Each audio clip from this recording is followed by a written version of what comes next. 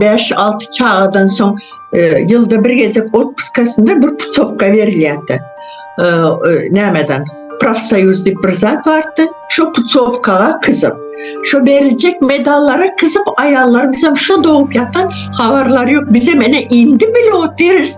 Olara işçi klas dogup otyr. Bizi geçemiz. Ana kul dogurun köprek kul dogurun diye. Köprek kul dogurun. Özleriniz am kulsunuz, çağalarınız am kul bolsun kellesi.